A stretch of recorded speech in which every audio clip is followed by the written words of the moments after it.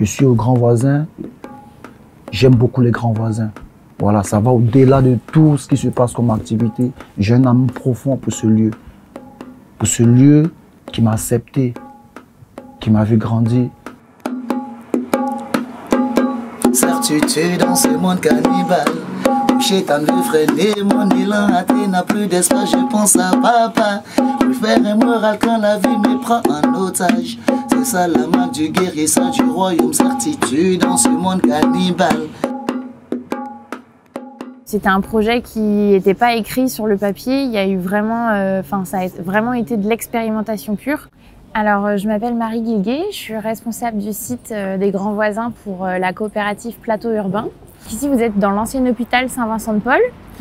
C'est un hôpital qui a fermé ses portes en 2013 suite à des coupes budgétaires de l'assistance des hôpitaux de Paris. On a l'association Aurore qui gère, elle, toutes les personnes donc, qui sont hébergées sur le site. Donc, il y a 3 centres d'hébergement et une centaine de personnes résidentes. Et on a aussi un accueil de jour dans le bâtiment Rapine qui accueille du coup les personnes demandeurs d'asile et primo-arrivants sur le territoire.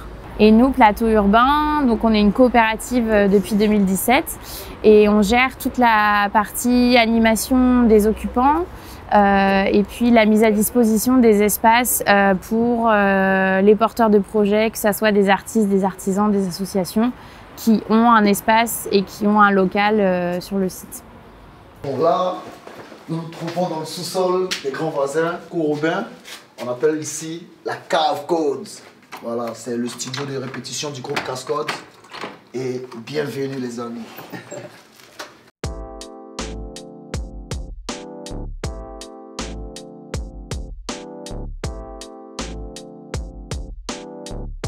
Je m'appelle Miraculeux. À l'état civil, c'est Ngué Sankwadio, Stéphane Wilfried. J'ai 31 ans, j'aurai 32 ans le 3 mai prochain. Je viens de la Côte d'Ivoire, précisément d'Abidjan. Je suis arrivé en France à l'âge de 25 ans, si je ne me trompe pas. Vu que je ne peux pas payer la maison, je ne peux pas me nourrir, donc je me suis retrouvé à la rue. Oui, à l'époque, il y avait déjà des centres d'hébergement, des aménagements, des associations, c'était encore plus grand. Et après ça, j'ai rencontré Adrien Collet, qui est luthier au Grand Voisin, qui est le créateur, fondateur du groupe Cascode que vous voyez là. Voilà. Vu que moi-même je suis musicien déjà, je suis artiste, chanteur, compositeur déjà. Donc pourquoi pas essayer une aventure live avec des personnes qui viennent d'horizons divers. Pourquoi pas mélanger les influences. Donc j'ai trouvé le projet bien. Et c'est par là que tout a commencé. Ouais. Les Grands Voisins ont tout changé pour moi. Hein. Les Grands Voisins m'ont donné beaucoup de respect, beaucoup de confiance en moi. Et puis beaucoup de dignité surtout, beaucoup d'amour. J'ai un amour profond pour ce lieu. Pour ce lieu qui m'a accepté, qui m'a vu grandir et qui a décidé de m'aider et qui a fait de moi miraculeux.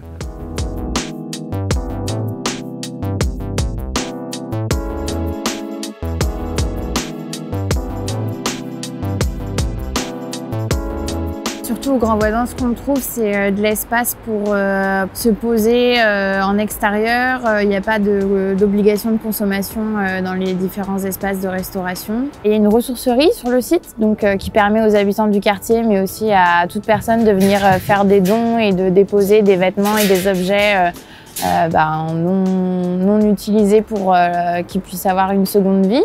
On a un bagna aussi là qui va être activé à partir de début mars. Donc c'est des bains à vapeur suédois qui permettent d'avoir une petite expérience rigolote en plein hiver dans les différentes cours. Il y a toute la programmation mensuelle qu'on propose. Ce week-end, on a le grand carnaval des Grands Voisins qu'on organise chaque année et là c'est le dernier, donc ça va être un grand événement où tout le monde est bien évidemment le bienvenu et on va faire un petit défilé dans le quartier. On a aussi beaucoup de familles et d'habitants du quartier qui viennent le dimanche, notamment pour le marché qu'on organise tous les mois, mais aussi pour le brunch du restaurant et pour toutes les activités qu'il y a sur le site. On est des habitants du quartier, on habite à 3 rues d'ici.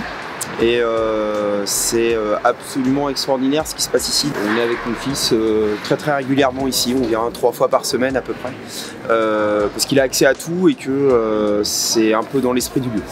Ce qui me plaît, moi, c'est la démarche qui est adoptée ici maintenant depuis plusieurs mois, c'est-à-dire une démarche qui est en lien avec le développement durable, un état d'esprit qu'on va regretter puisque dans 6 mois ça va fermer et c'est voilà, ça comme un petit îlot très humain et très ouvert qui a pris forme régulièrement ici depuis maintenant plusieurs mois.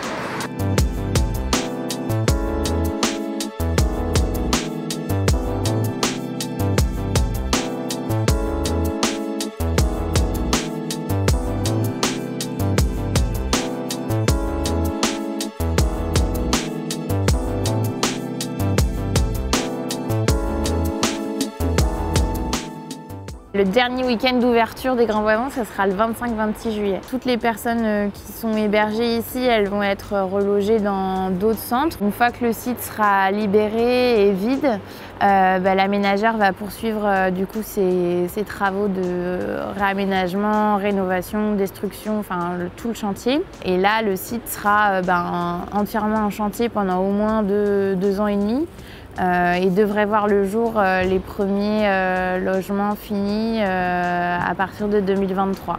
Ce qui est chouette aussi de retenir des Grands Voisins, c'est que ça n'aurait jamais pu avoir lieu ni exister s'il n'y avait pas eu une confiance qui s'est faite entre la mairie du 14e et les différentes associations pilotes. Parce qu'en fait, c'était un projet qui n'était pas écrit sur le papier. Il y a eu vraiment, ça a vraiment été de l'expérimentation pure. Il y a 5 ans, il n'y avait pas autant d'occupation temporaire ni de tiers-lieux qu'aujourd'hui. Et je pense que du coup, accepter de ne pas toujours avoir un objectif ou un résultat bien défini, c'est extrêmement important pour se laisser des portes ouvertes.